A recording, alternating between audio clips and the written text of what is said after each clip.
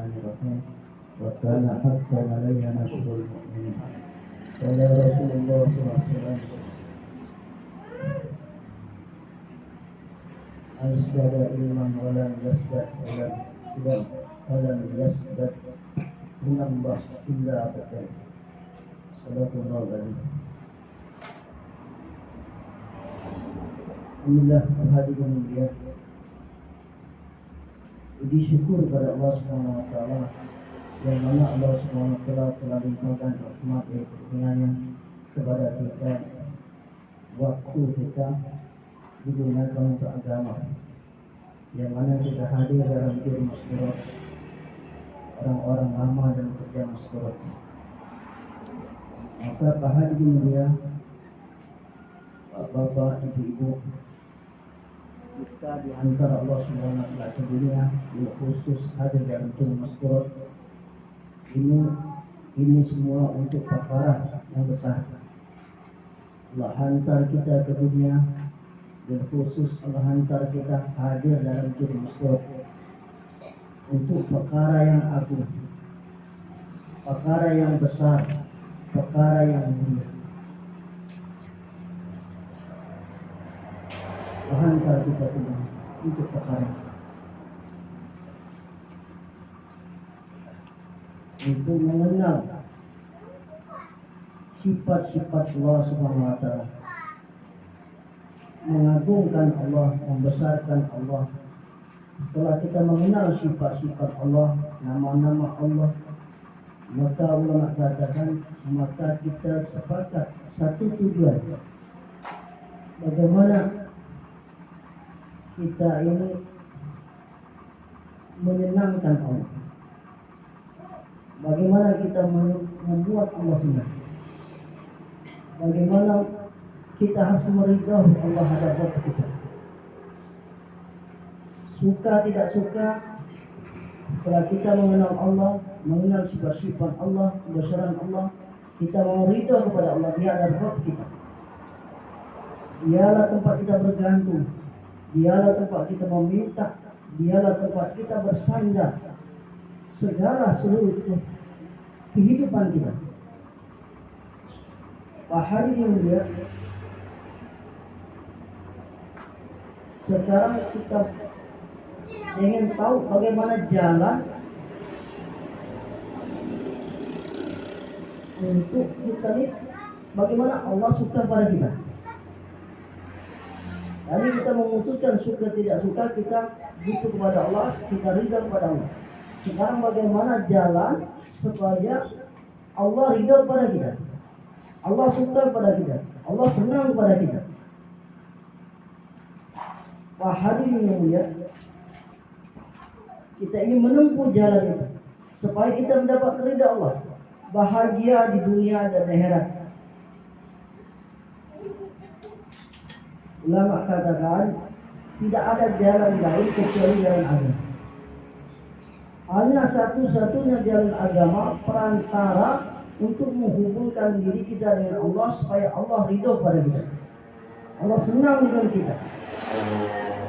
Hadirin yang mulia, untuk perkara agama inilah Allah Subhanahu wa taala telah kirim nabi-nabinya untuk menyampaikan agama. Bagaimana kerja nabi? Merintis jalan, membuka jalan supaya kaumnya, umatnya tahu jalan yang hak, jalan yang benar, jalan tempat meminta, tempat bergantung, tempat mengadu, tempat bersandar hanya kepada Allah. Kerja nabi-nabi semuanya sama. Seluruh nabi-nabi dikirim ke dunia kerja yang sama. Ya ayyuhan nas qul la ilaha illallah. Hai manusia, ucapkan kalimat la ilaha illallah, kamu akan bahagia di dunia. Mereka membawa agama. Hadirin mulia, agama adalah kumpulan-kumpulan dari perintah Allah dan larangan-larangan Allah, kewajiban-kewajiban dan larangan-larangan yang Allah buat. Inilah agama. Dalam sisi lain dikatakan agama ada perintah zahir, ada perintah batin. Ada larangan zahir, ada larangan batin. Inilah agama. Perintah zahir yaitu sholat, puasa, zakat, haji. Ini perintah zahir. Perintah batinnya mentaati Allah, mentaati Rasul, melebihi dari segala-galanya. Melebihi dari segala-galanya. Larangan zahir, kita diperintahkan larangan zahir, tidak boleh menggibah, tidak boleh mencaci, tidak boleh mengolok-olok, tidak boleh melaknat. Ada 18 macam dalam kitab hadis perintah larangan zahir dari Allah SWT. Larangan batin dikatakan larangan batin tidak boleh sum'ah, sombong, angkuh, ujub. Ini larangan batin. Pak hadirin yang mulia, begitu juga perintah zahir tadi, puasa, zakat, haji. Ini perintah zahir. Perintah batin, taat kepada Allah dan Rasul, takwa, zuhud, qanaah, istiqnah, khalqi. Ini perintah batin. Untuk perkara inilah Allah SWT kirim nabi-nabi, meluruskan hati kita, meluruskan pekerjaan jasad kita, zahir kita, supaya kita diridhai Allah SWT. Maka Pak hadirin mulia, nabi-nabi telah menyampaikan agama secara sempurna. Nabi telah buat dakwah secara sempurna. Agama telah disampaikan. Bukan hanya Al-Quran diturunkan, tapi orang yang mempraktekkannya. Dan orang yang berhasil diajarkan Nabi yaitu sahabat. Untuk menjadi contoh kita bahwa ada orang selain Nabi berhasil mengamalkan Al-Quran, berhasil mengamalkan agama. Maka dikatakan dalam mukadimah 6 sifat, dengan mengamalkan agama dirangkum dengan 6 sifat sahabat orang yang telah sukses mengamalkan agama. Apabila kita meniru kehidupan mereka telah sukses mengamalkan agama, maka insya Allah kita pun akan mudah mengamalkan agama secara sempurna. Orang yang sukses itu sahabat. Bahkan Nabi kasih garansi tidak akan tersesat orang meniru sahabat. Mereka dikatakan bagaikan bintang-bintang di langit, petunjuk jalan arah orang kesasar. Bahkan sahabat mendapat gelar radhiyallahu anhu. Kenapa? Mereka telah digaransi. Telah digaransi. Bahkan mereka masih hidup pun telah diceritakan Nabi keadaan surga mereka, fasilitas mereka. Apapun kehidupan sahabat, dia orang kaya kah, dia megang jabatan kah, dia buruh kah, dia petani kah, dia saudagar, seorang bisnismen. Semua orang itu sudah digaransi Nabi. Apabila kita tiru kehidupan mereka, maka kita pun akan bahagia dunia. Maka Pak hadirin yang mulia, hari ini kita berkumpul dalam juri ini, bagaimana kehidupan kita mencontoh mereka. Bagaimana hari ini dalam kerja dakwah Nabi telah selesai. Sahabat telah selesai melaksanakan perintah Allah dan kerja dakwah. Yang dulu kehidupan mereka penuh kejahilan, kezaliman, kemunafikan, tapi aspek Nabi buat kerja dakwah telah berubah 100%. Permusuhan dari kasih sayang, saling menyayangi, saling menghambat, saling menutup aib dalam sahabat. Pahadi berat kerja mereka telah selesai. Bagaimana kesusahan kemerisan mereka dalam pekerjaan dalam dakwah telah diceritakan dalam kitab-kitab. Begitu juga bagaimana pertolongan Allah telah diceritakan dalam kitab-kitab. Kita sering mendengar baca perilah amal bagaimana pertolongan Allah datang kepada Nabi dan para sahabat dalam medan dakwah. dalam kerja dakwah, dalam kesusahan dia dalam mendakwakan agama. Datang pertama Allah dalam keadaan kesulitan mereka. Pak hadirin mulia, maka hari ini kerja dakwah adalah di pundak-pundak kita. Siapa yang mengaku umat Nabi, dia punya kewajiban melanjutkan kerja dakwah, melanjutkan kerja Nabi. Tidak pandang dulu apakah dia laki-laki atau perempuan, semua kita bertanggung jawab dalam kerja dakwah. Agamanya adalah amanah, suatu saat amanah akan ditanya. Apakah sudah sampai amanah? Maka kita akan ditanya, semua kita akan ditanya. Bukan laki-laki saja, ibu-ibu pun akan ditanya. Masalah agama ini, masalah dakwah, ini adalah amanah. Pak hadirin yang lihat, dengan usaha dakwah yang akan membentuk sifat-sifat dalam diri kita, sifat-sifat takwa, sifat-sifat qanaah, sifat-sifat zuhud, sifat-sifat istiqnah akan hadir dalam kehidupan kita dengan kita buat dakwah.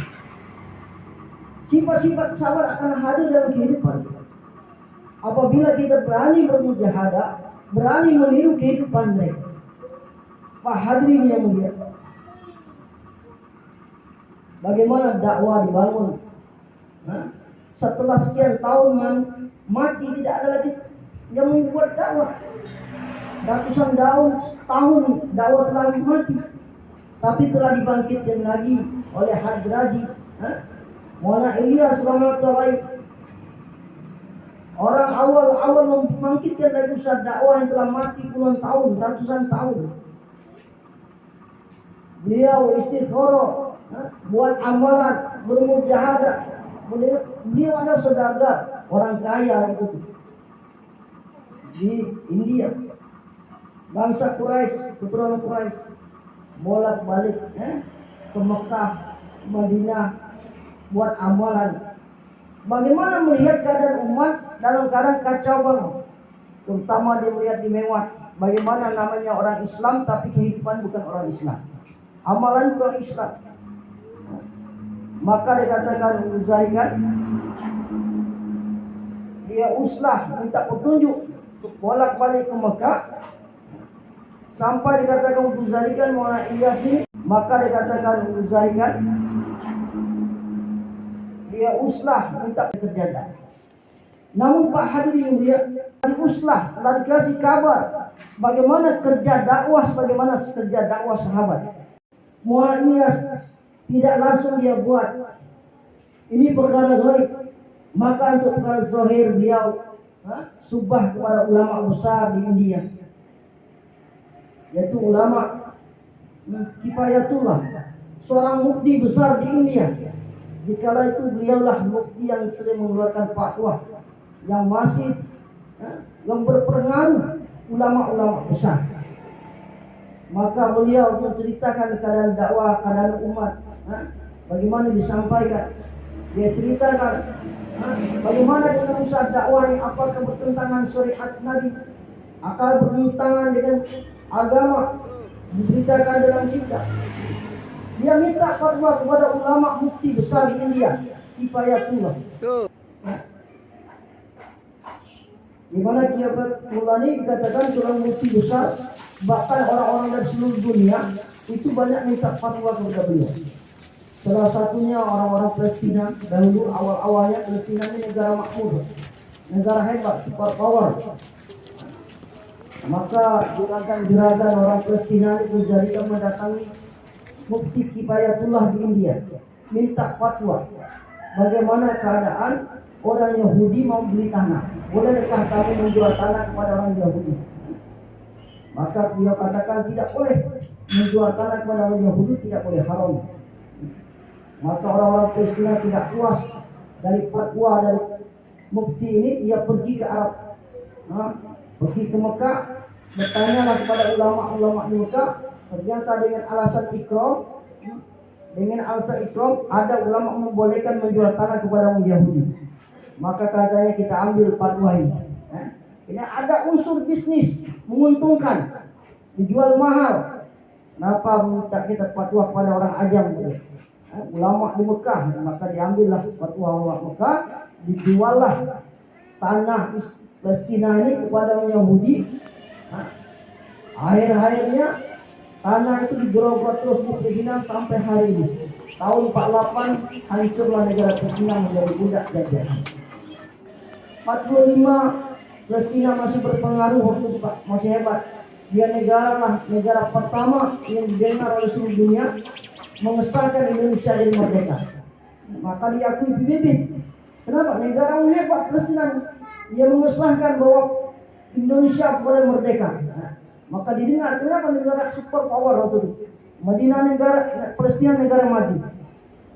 Namun dia tidak mentaati apa dikatakan mufti kifayatullah, maka akhirnya menjadi jadian. Ulama inilah yang mengeluarkan fatwa, kifayatullah yang mengeluarkan fatwa bahwa Maulana Ilyas, bahwa kerja Maulana Ilyas ini tidak ada bertentangan dengan syariat kita ada. Maka katanya masalahnya siapa yang akan buat ngamalkan usaha dakwah, yang mengorbankan harta dan diri sebagaimana sahabat buat dengan Nabi. Maulana Ilyas katakan, wahai saya minta restu saja. Fatwa beliau, nanti yang buat kerja saya akan berdoa kepada Allah supaya Allah datangkan orang-orang yang buat kerja dengan tulus harta dan diri dan kerja. Maka Pak Hadirin mulia, dengan bekal fatwa mufti kifayatullah Maulana Ilyas telah buat dakwah. Dialah orang yang pertama mengorbankan seluruh harta bendanya. Dikatakan 8 tokohnya telah terjual. Bahkan beliau ini seorang yang sangat kaya sekali, juragan besar di India. Telah dihabiskan semua hartanya untuk mengeluarkan orang-orang dari kesibukan dunia. Mengeluarkan orang dari kesibukan dunia. Bagaimana mereka menarik orang-orang yang penuh pelayan dunia untuk cinta kepada Allah. Pak Hadirin yang mulia, inilah pengorbanan Maulana Ilyas hari ini kita dapat dampaknya. Kerisauan Nabi, kerisauan sahabat nyambung kepada kerisauan Maulana Ilyas. Hari ini beliau belum pernah datang ke Indonesia. Rasulullah lebih, Maulana Ilyas belum pernah datang ke Indonesia. Tapi asbab buat kerisauan mereka hari ini telah dipilih Allah dan berjaya. Yang mana kita nasab keturunan kita ini bukan orang-orang ulama-ulama besar. Tapi kita ini orang-orang rongsokan, orang-orang yang tidak terpakai, orang-orang yang telah terbuang. Tapi dengan kerja Nabi, Allah Subhanahu Wa Taala akan berangkat derajat kita. Pak Hadirin yang mulia, begitulah orang-orang mewah, ambil bagian dalam kerja dakwah dibawa oleh Maulana Ilyas. Dikatakan suatu saat nanti kamu akan terbang, dia tunjuk pesawat yang lewat melintasi majelis Maulana Ilyas di kampung mewah. Kamu nanti akan naik kapal itu, pesawat itu terbang. Mana mungkin kata orang mewah, kami sendal saja tidak bisa beli. Tapi Pak Hadirin dia, asbab buat kerja dakwah terbukti. Bahkan tidak sedikit orang-orang mewah membuka negeri-negeri Eropa dengan asbab dakwah. Maka Pak Hadirin yang mulia, hari ini dalam kerja dakwah ini tidak cukup saja laki-laki. Sudah jadi pelajaran kita di dalam Al-Quran bagaimana Nabi buat kerja dakwah yang tidak didukung oleh istri mereka, sedikit sekali tersilang, bahkan lemah. Nabi Lut sekalipun dia buat dakwah, tidak ada pengikut kecuali anaknya saja.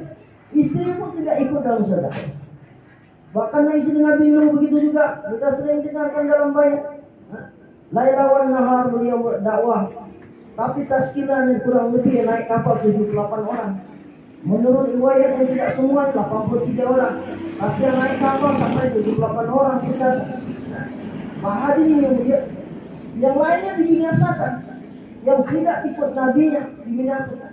Maka Pak Hadirin ini bergantungan dengan wanita di belakang. Siapa ada wanita ambil bagian dari kerja dakwah, membantu nabi-nabinya, maka umatnya banyak. Taskilannya banyak, maka ajaran lama. Begitulah Rasulullah buat dakwah, seluruh isi-isi yang mendukung usaha. Maka Pak Hadirin dia kerja dakwah pada ibu-ibu. 75% usaha dakwahnya akan maju, suatu negeri akan maju, suatu provinsi akan maju, satu halaqah akan maju. Itu 75% dari genggaman ibu-ibu. Dalam kerja wanita, Walaupun dia itu ulama sekalipun, walaupun dia tiap tahun 4 bulan, keluar 6 bulan, tapi wanita tidak terlibat kerja dakwah, itu kerjanya baru 25% kata orang tua. Karena laki-laki hanya kerja dakwah hanya sebatas ruang tamu, tidak sampai masuk rumah. Tapi apabila ibu-ibu ambil bagian dari kerja dakwah, maka dakwah itu sampai masuk ke dalam rumah, sampai ke tempat tidur, sampai ke dapur. Semua akan terlibat, anak-anak akan terlibat. Maka penting peranan seorang wanita dalam kerja dakwah. Pak hadirin yang mulia, kita lihat sendiri di negara-negara yang kuat-kuat wanitanya seperti Pakistan, India, Bangladesh, kali Indonesia nih, Medan. Wanita mereka kerja dakwah membantu suaminya, saling membantu kerja suami. Memang awal-awal dakwah dalam keadaan kesusahan, tapi mereka tidak mengendorkan semangat mereka. Kalau di Medan itu dia untuk tepatu dia tanam ubi, 8 bulan ada 4 bulan ubinya. Inilah untuk tepakut mereka. Ditinggal suaminya keluar 4 bulan, mereka makan ubi, makan pucuk ubi. Tidak ada makanan lain. Tapi ini tidak pernah ceritakan kepada orang lain. Mereka dengan usaha dakwah membentuk sifat istiqna, tidak mengharap kepada makhluk, tidak bersandar kepada makhluk. Pak hadirin mulia, maka orang-orang awal dalam usaha dakwah banyak wanita-wanita Medan. Kita bertemu dia di Bangladesh, mereka banyak. Mereka dipilih Allah Subhanahu wa taala dengan keadaan kesusahan mereka menjadi orang awal dalam usaha dakwah. Maka seluruh orang ambil bagian usaha dakwah, mereka akan dapat kebagian pahala amal dan mereka orang awal dalam kerja dakwah dengan segala kesusahan mereka. Pak hadirin yang mulia, hari ini bagaimana kehidupan kita? Kita ini banyak bersyukur, begitu banyak nikmat Allah berikan kepada kita hari ini. Kita jauh dari orang-orang mewah. Kalau di mewah sampai sekarang pun masih ada rumah lantainya tanah. Lantainya tanah. Masaknya dengan kayu api. Masih banyak orang-orang di mewah. Mereka dalam keadaan kesusahan, makan mereka susah. Mereka hari-hari mereka dalam kesusahan. Tapi hari ini kita malu kalau jumpa kepada mereka. Jangankan para sahabat, kita akan malu melihat bagaimana pengorbanan mereka. Kita mobil ada, kebun ada, penghasilan 1 hari bisa makan 1 minggu, penghasilan 1 minggu bisa 1 tahun. Makan kita, tapi kita masih mencari dunia. Pak hadirin dia, bagaimana kita ingin membantu diri kita menjadi orang takwa. Bagaimana kita ingin membentuk sifat qanaah dalam kehidupan kita. Bagaimana sifat dalam diri kita ada, sehingga keyakinan betul kepada Allah Subhanahu wa taala. Dikatakan Maulana Yusuf, seorang Hadraji yang kedua, dikatakan beliau umur 26 tahun telah diangkat menjadi Amir Hadraji. 26 tahun umurnya. Bagaimana ibunya mendidik dia secara disiplin, mendidik dia dengan ketakwaan. Beliau Muzarikan, ketika Bapak Muzari katakan, masa anak-anak beliau dikatakan dalam keadaan kesusahan, kekurangan, namun dikala ada tamu dikatakan, maka ibunya menjamu makanan untuk tamu-tamu. Menjamukan makanan untuk tamu-tamu. Maka setelah makanan telah banyak dijamukan, Maulana Yusuf dalam keadaan kesusahan, kelaparan, masih kecil, dia melirik makanan itu, pengen mau makan yang makan jamu untuknya, pengen makan yang dijamu itunya. Ternyata tamu setelah pergi, dia dipanggil ibunya. Dia panggil ibunya, dimarahi ibu. Bahkan katanya, saya dipukul ibu. Kenapa?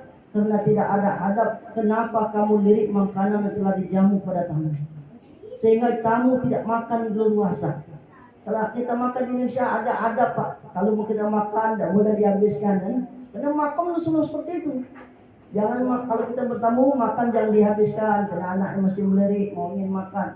Tapi di India tidak. Anaknya dipukul kalau melirik makanan yang telah dijamu, khusus untuk tamu. Mereka memuliakan tamu, jangan sampai tamu itu sungkan-sungkan makan. Maka sepuas-puasnya makan, jangan sampai singkuk-singkuk. Maka Yusuf juga diceritakan, dibuzarikan dalam kitab Syawakul Sufi, bukunya, tapi tidak ada terjemahan Indonesia. Jadi Kuzari cerita beliau itu, andai kata kami dipukul, habis-habisan dipukul untuk pelajaran. Nah, mulia beliau juga katakan Maulana Yusuf dididik oleh orang tuanya. Keadaan-keadaan dakwah. Bahkan dikatakan dia pernah juga bertanya ke Maulana Ilyas, bapaknya sendiri dengan adab dia datang, dia sangat kritis. Maulana Yusuf ini terakhir di dakwah. Maka dia kritis, dia tanya, datang ke kamar Maulana Ilyas dengan adab, dia sudah agak besar itu. Dengan adab, hati-hati, dia kalau mana bahwa mobil-mobil mewah ini sudah banyak sekali gitu. Berkhidmat kepada kita, mobil-mobil mewah banyak. Apakah ini tidak bertentangan dengan sifat istiqnah khalq? Apakah tidak bertentangan dengan sifat-sifat istiqnah khalq? Maulana Ilyas jawab, anak sudah ada benih-benih sifat ketakwaan. Maka Maulana Ilyas katakan, wahai Yusuf, semua ini sudah dibicarakan, semua ini sudah dimusyawarahkan. Ini mobil-mobil mewah yang berkhidmat ini sudah dimusyawarahkan. Ini bukan untuk kita, tapi ini perkhidmatan agama. Perkhidmatan agama untuk dakwah, bukan khusus untuk pribadi kita. Maka Pak hadirin yang mulia, mereka menjawab pertanyaan pertama bahwa anak itulah ada sifat-sifat kehati-hatian, kewarokan. Kemudian dikatakan di kala Maulana Ilyas telah wafat, maka Maulana Yusuf dikatakan kelabakan waktu di Ikram di Zamudin. Bagaimana tamu banyak. Dengan meninggalnya Maulana Ilyas, tamu lebih banyak lagi. Lebih banyak lagi tamu. Maka beliau menjamu tamu di Zamudin sampai terutang-utang. Di Zamudin banyak utang Maulana Yusuf di kala itu. Maka orang-orang khawas sekitar Nizamuddin, orang-orang pekerja dakwah, maka mereka berembuk tanpa sepengetahuan Maulana Yusuf. Mereka berembuk bagaimana kita membayar hutang Maulana Yusuf, hutang-hutang dia menjadi hutang. Maka tiap tahun 4 bulan tidak tahu dari mana berita ini. Maulana Yusuf tahu rencana mereka. Maka orang-orang telah buat rencana itu dipanggil, diundang oleh Maulana Yusuf. Undangnya oleh Maulana Yusuf, maka ditergibnya bahwa tuan-tuan, perkara ini sangat baik. Ini pun sangat baik apa yang kamu akan buat. Perkara ini, namun ini pun dikatakan kalau tuan-tuan lakukan itu sama saja tuan alumni Pakistan mengatakan bahwa kami tidak layak lagi mendapatkan pertolongan Allah. Sama saja tuan-tuan mengatakan bahwa kami orang-orang tidak layak lagi mendapatkan pertolongan Allah. Kenapa? Karena pertolongan Allah akan datang kepada kami apabila kami buat pengorbanan, kami terdesak, tidak ada tempat lagi meminta, tidak ada lagi tempat bersandar, maka akan datang pertolongan Allah. Tapi kalau kami masih ada sandaran, karena ada sebulan, maka pertolongan Allah tidak akan datang kepada kita. Maka Pak hari ini kita buat pengorbanan, jangan sampai menghadap kepada makhluk, jangan sampai bersandar kepada makhluk. Bagaimana kita buat pengorbanan dengan harta dan diri kita, buat amal kita, maka dakwah akan maju. Apabila kita bersandar kepada sekular, yakin dan yakinlah dakwah akan terhenti. Dakwah akan terhambat, dakwah tidak akan maju apabila kita tidak buat pengorbanan dengan harta dan diri kita. Pak hadirin yang mulia, maka dalam pekerjaan dakwah ini kita nak hilangkan sifat-sifat istiqna, sifat-sifat mengharap makhluk. Kita jangan berhajat kepada makhluk, kita berhajat kepada Allah. Kita belajar warok, belajar takwa, belajar zuhud, belajar qanaah, sehingga Allah SWT akan ridho apa yang kita buat. Allah akan ridho, Allah akan akan terima amal kita. Pertolongan Allah akan datang dalam kehidupan kita. Pertolongan akan datang dalam khalaqah kita. Pertolongan Allah akan datang dalam negeri kita, dari negeri ke negeri kita. Pak hadirin yang mulia, kita ingin menghadirkan sifat-sifat di dalam kehidupan kita. Pak hadirin yang mulia, sifat-sifat ini nak kita hadir. Bahkan kita nak dalam kerja dakwah, nak kita subah. Dikatakan kerja dakwah, kalau kita jangan kena jos, kita tidak tinggalkan dalam musyawarah, kita tidak subah, tidak hadir dalam musyawarah, tidak subah kepada ulama, tidak subah kepada orang tua kita, masyarakat kita, maka kita kesan kita ini hebat dalam kerja dakwah, tapi ini tidak ada nilainya. Paham dulu ya, penting kita subah. Dikatakan kenapa kita nak subah? Bagaimana kita nak mendatangkan sifat-sifat warok, sebagaimana Maulana Yusuf tampak kewarokan dia. Bahkan dikatakan beliau umur yang masih muda, di mana dikatakan Maulana Zakaria ini seorang guru dia, ustadz dia. Bahkan beliau adalah salah satu wali kutub dikatakan. Bahkan beliau ini sekaligus mertua Maulana Yusuf. Tapi setelah Maulana Yusuf jadi amir, beliau taat untuk sering apa yang disampaikan Maulana Yusuf dia ikuti, turuti. Dia adalah amir. Bahkan dikatakan Maulana Zakaria katakan, dulu dia adalah budak saya, sekarang dia menjadi raja saya ataupun tuan saya. Maulana Zakaria katakan kepada Maulana Yusuf, kenapa? Karena ketakwaan dia, karena kewarokan dia, karena kenaannya, karena zuhudnya, sifat-sifat dakwah ada dalam diri Maulana Yusuf. Pak hadirin yang mulia, maka orang-orang yang subah kepada beliau, begitu banyak orang dengan kesan lisan mereka, kesan kehidupan mereka, begitu banyak orang-orang telah berubah. Banyak orang-orang berubah, yang mana orang-orang dikata gaya-gaya baratnya, gaya-gaya kehidupan mewahnya, gaya-gaya kehidupan luxurinya, serba mewah, dengan subah kepada beliau telah berubah pikirannya. Pikirnya telah berubah.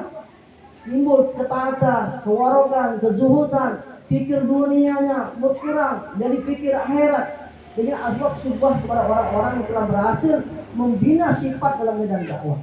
Maka Pak hadirin mulia, sifat ini masih menurun kepada anak turun mereka.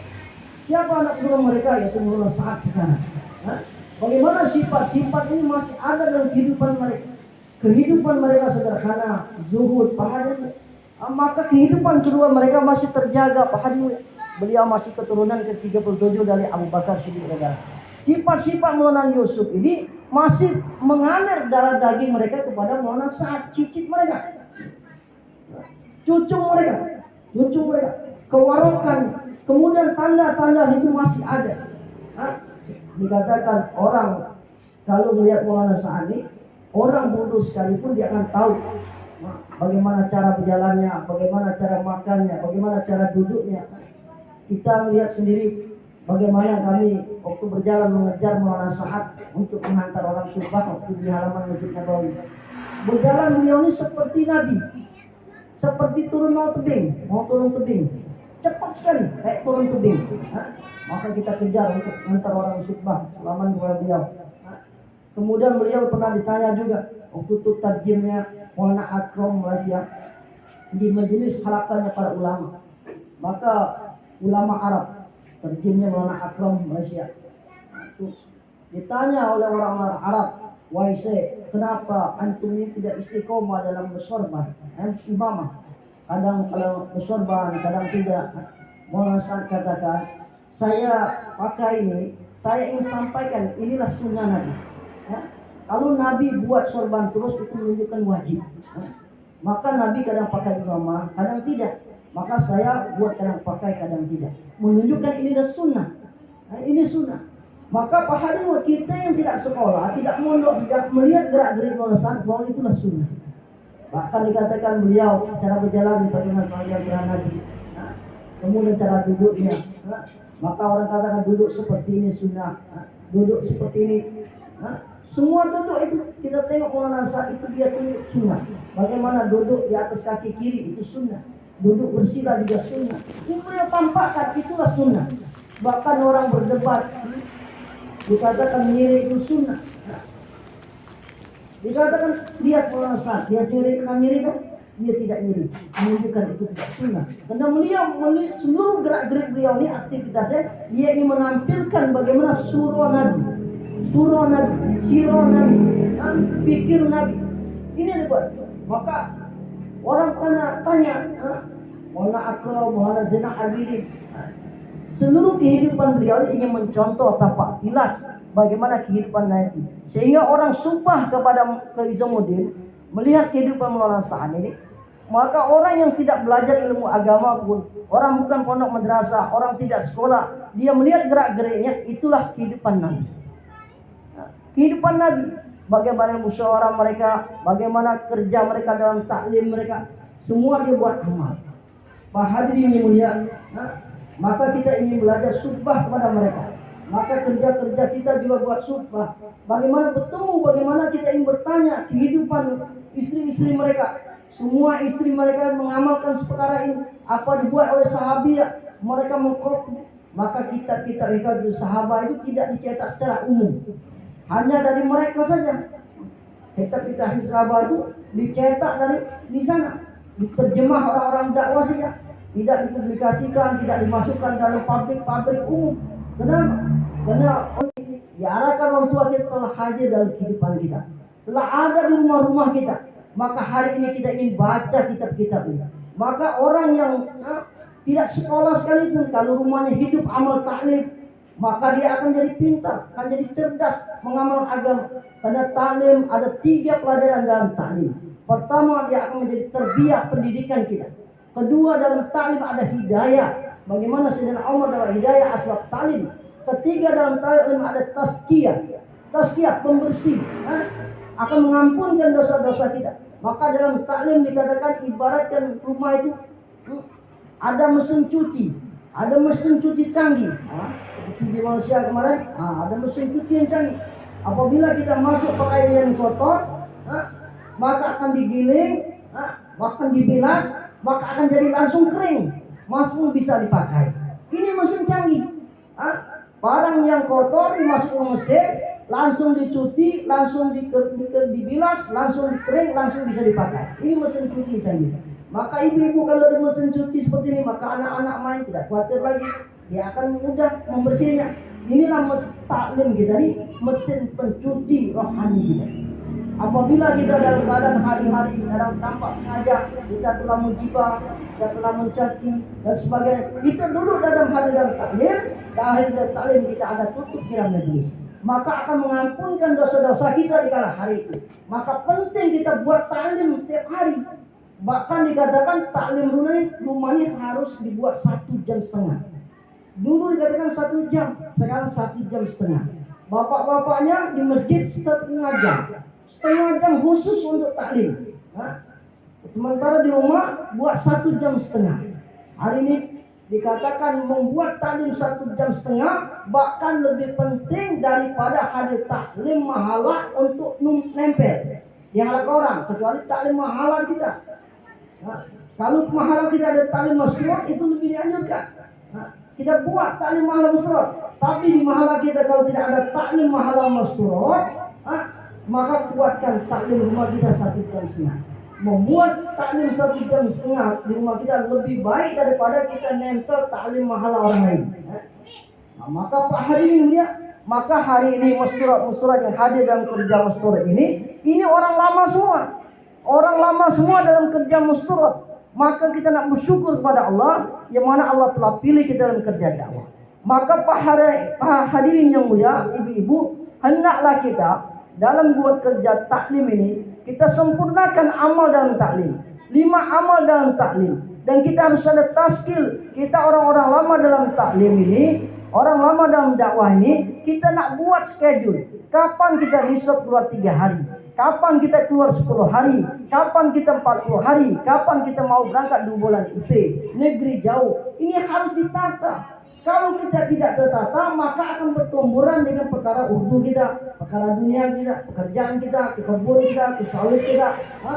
Maka hari ini kita harus buat, kalau bahasa dunia manajemen, kita atur manajemen waktu kita, sehingga kerja dakwah semakin lama semakin halus, semakin lemah semakin halus, semakin buat lama kerja dakwah semakin rapi, sehingga akan menarik hidayah. Pak hadirin yang mulia, bahkan dikatakan pekerja yang batil saja apabila disusun dengan rapi akan mengalahkan yang hak. Maka Pak hadirin yang mulia, yang batil saja apabila dikerjakan dengan rapi, dengan tata cara, maka akan mengalahkan yang hak. Maka hari ini kita akan buat dengan tata cara yang baik perkara yang hak ini supaya batil akan hilang. Kenapa hari ini batil-batil tidak hilang di sekitar kita? Karena kita masih belum dengan schedule, dengan tata cara yang benar, aturan yang benar, tertib cara kerja dakwah yang benar. Sehingga batil ini masih menyerotoki kita. Hari ini kita masih kalah. Begitu banyak batil-batil hari ini di sekitar kita. Pak hadirin mulia, maka kerja masyurah kita nak buat taklim masyurah kita sehingga akan menimbulkan janji-janji Allah. Janji-janji Allah dalam taklim. Apabila kita tidak buat taklim di rumah kita, maka kita akan yakin dengan janji dunia. Janji kuis, undian-undian, lomba-lomba, harapan-harapan palsu, mengharap pada makhluk. Maka pahami, maka kita dengan buat taklim sungguh-sungguh menghilangkan sifat-sifat dalam hati kita sehingga kita akan belajar tawaju kepada Allah Subhanahu wa taala. Pak hadirin mulia, kemudian kita ingin menghadirkan bagaimana meningkatkan pengorbanan dalam kerja dakwah. Mengerjakan dakwah, kerja dakwah harus meningkat, jangan berjalan di tempat. Bukan berarti kita istiqomah 10 hari tiap tahun, bukan. Bagaimana untuk meningkatkan dalam kerja dakwah? Maka kita tingkatkan pengorbanan. Apabila kita sudah keluar 40 hari, keluar 2 bulan IP, sudah negeri jauh, hendaklah kita meluangkan waktu bisa menghandle orang tiap bulan keluar 3 hari. Bukan nunggu 3 bulan sekali. 3 bulan sekali keluar. Apabila kita sudah punya ijazah, keluar 40 hari, sudah pernah keluar 2 bulan IP, sudah pernah, ini sudah dapat ijazah, dibolehkan keluar lagi 3 hari lagi, 3 hari lagi. Jangan pikir kerja terus. Bagaimana dikatakan satu halakah kita sepakat bulan pertama rijal, bulan kedua rijal, bulan ketiga kita kompak sama-sama keluar musyurah. Kompak sama-sama keluar musyurah. Jangan kita sibuk pikir rijal terus sementara istri kita masih ketinggalan. Suami sudah negeri jauh, sudah kemana-mana, tapi istri kita masih di dalam sumur. Tidak seimbang.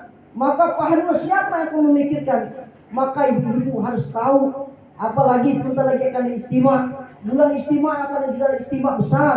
Dikatakan akan menghadirkan orang 124.000. Akan menghadirkan 124.000 orang akan dikeluarkan di jalan Allah. Ini istimewa belajar menjadi versi sahabat.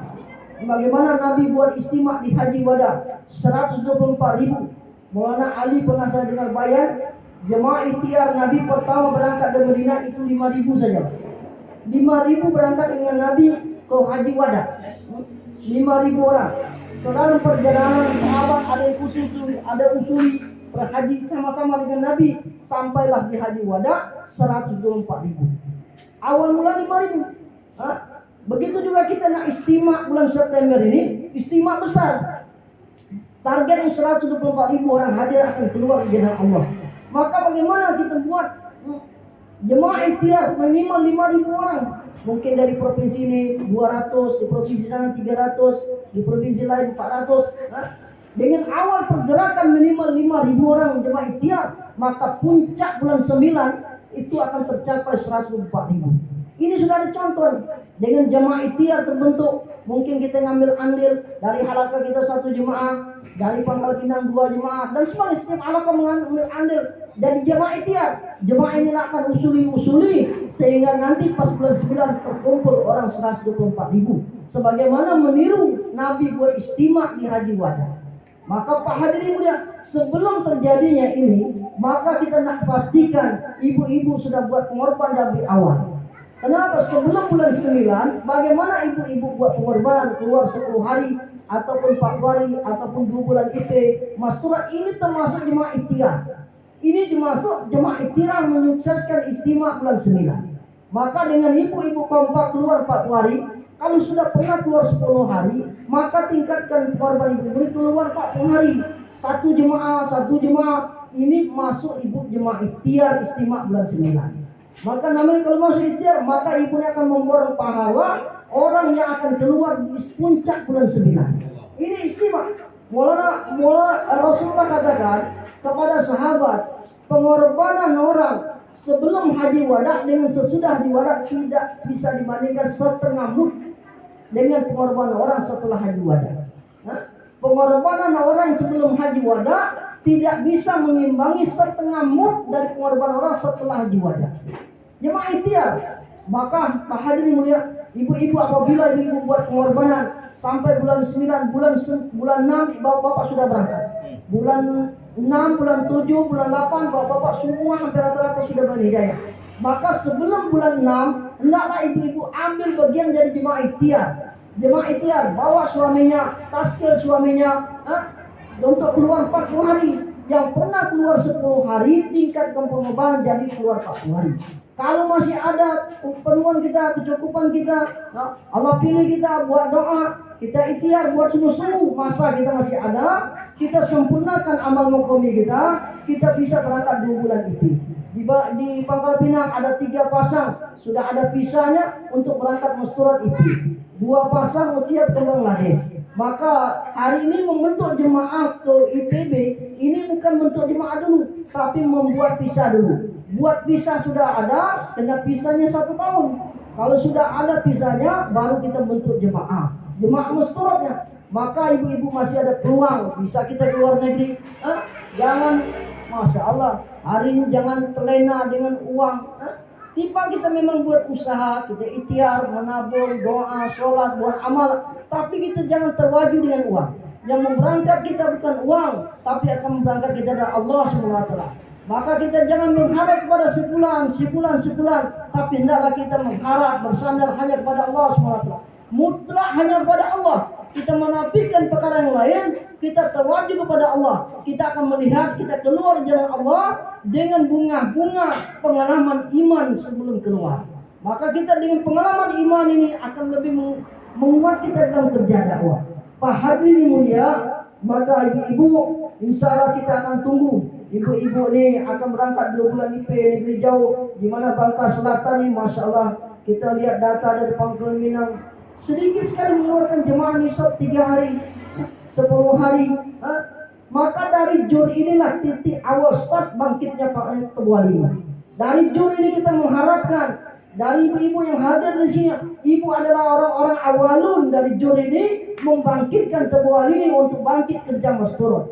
Maka orang-orang di dalam majelis ini Allah akan catat sampai yaumil akhir. Inilah ibu-ibu pasang niat, pasang nama, pasang harta dan diri kita. Apa yang ada dalam potensi kita keluarkan. Jangan takut, jangan ragu bahwa Allah SWT akan ganti harta kita. Sekecil apapun tidak ada, Allah sia-siakan pengorbanan kita. Mulai inilah saja seluruh harta benda telah dihabiskan. Bahkan dia belanja saja mengirit. Bahkan untuk belanja saja dia nabung. Untuk beli manisan istrinya ngidam saja dia nabung dari uang belanja. Pak hadirin yang mulia, untuk keperluan mereka begitu sederhana, zuhud keluarga Abu Bakar. Tapi untuk agama beliau ini royal untuk agama. Untuk pengorbanan untuk agama dia royal. Maka ibu-ibu ini bagaimana ibu ini menjadi Khadijah di zaman. Kita belajar berdoa kepada Allah SWT, di mana Muhammad katakan berangkatkan orang-orang ke negeri jauh, berangkatkan orang-orang Subah, orang-orang miskin di antara kalian. Siapa yang miskin? Kita miskin dari amal, kita miskin sekarang semua banyak miskin. Kita amal kita kurang, serba kurang. Inilah kemiskinan kita. Di mana sahabat ada yang junub di bulan Ramadan. Dia bertanya kepada Nabi, ya Rasul, aku buat masalah. Junub di bulan Ramadan. Kata Nabi, dibayar. Bayar, fidyah. Kamu harus mensedekahkan kepada 60-70 orang untuk sedekah. Maka cari orang-orang miskin di kampung kamu bayar ini fidyah. Kata Nabi kepada sahabat yang junub di bulan puasa. Maka sahabat tengok di kampung dia tidak ada orang miskin daripada saya. Saya lah yang paling miskin. Lapor pada Nabi, ya Rasul, tidak ada orang miskin di kampung. Saya lah yang paling miskin. Saya banyak melakukan kesalahan, saya banyak melakukan dosa, saya lah miskin, kata sahabat. Maka Allah SWT ampunkan, Pak. Allah berangkatkan sahabat menjadi ahli ibadah. Hari ini begitu juga ibu-ibu. Kita berdoa kepada Allah. Bagaimana kita dengan kebekalan, kesusahan kita, kepenatan kita mengasuh anak. Jadikan bahan tawasul. Ibu-ibu menyusukan anak, hamil dan kadang hamil. Kita keluar 3 hari, banyak doa. Suami lagi keluar jauh 1. Suami lagi keluar 3 hari, banyak-banyak doa. Supaya kita dipilih Allah.